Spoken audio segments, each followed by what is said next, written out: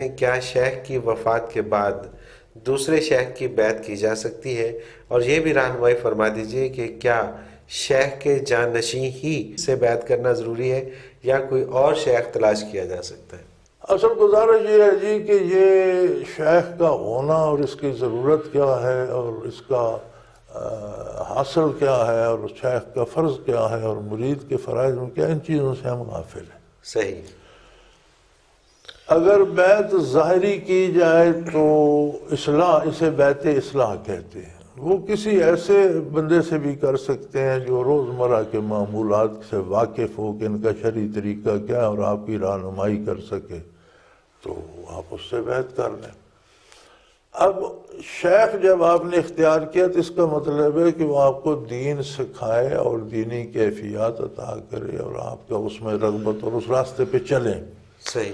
آپ نے ایک ٹیوٹر مقرر کر لیا، آپ پڑھتے نہیں ہیں تو پھر ٹیوٹر کو تنخواہ دینے کا کیا فائدہ؟ فائدہ کون؟ بالکل صحیح۔ شیخ بنانے کی کیا ضرورت ہے جب آپ نے کچھ سیکھنا ہے؟ سیکھنے میں آ جاتا ہے سکول۔ صحیح۔ آپ پرائمری کے ٹیچر سے پڑھتے ہیں تو کیا مڈل میں نہیں جاتے؟ بالکل جاتے۔ مڈل میں پڑھتے ہیں تو کیا میٹرک میں یا کالج میں نہیں جاتے؟ تو کیا کالج میں جانا میٹرک والوں کی توہین ہے؟ کبھی بھی نہیں، کبھی بھی نہیں۔ ظاہر ہے وہ تو جس نے پرائمری پڑھائی اس کا اپنا مقام ہے، جس نے مڈل پڑھایا اس کا اپنا مقام ہے، جس نے میٹرک پڑھایا اس کا اپنا، جو آپ کو ایم اے کرا رہا ہے اس کا اپنا۔ اگر وہ پرائمری والا نہ پڑھاتا تو آپ ایم اے میں پہنچتے کہاں؟ سوال ہی پیدا نہیں ہوتا۔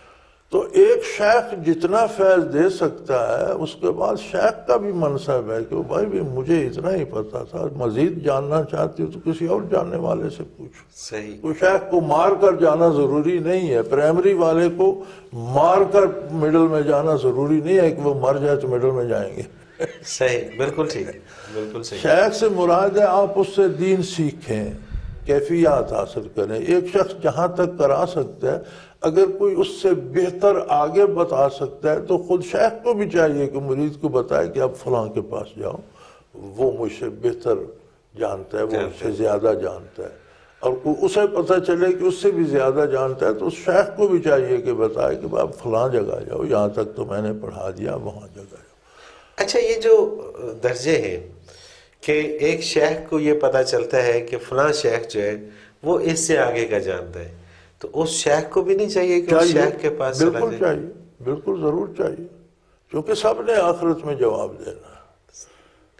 کیونکہ وہ تو پھر ایک یہیں تک ہو گیا کہ نہیں میں نے اپنے حصے کا کام کر دیا کہ آگے ہمارے ہاں ہم نے دیکھا ہے نا جی، حضرت رحمت اللہ تعالیٰ علیہ کی خدمت میں ایسے لوگ بھی آئے جن کے مرید تھے، ہزاروں مرید تھے، تو جب انہیں پتہ چلا تو انہوں نے، اور باقی اللہ بھی کراتے تھے، صحیح، تو انہوں نے مریدوں کو بھی بتایا کہ بھئی مجھے تو اور آگے راستہ مل گیا ہے، تمہیں بھی چاہیے تو آ جاؤ، نہیں چاہیے تو تمہاری مرضی، میں تو جا رہا ہوں۔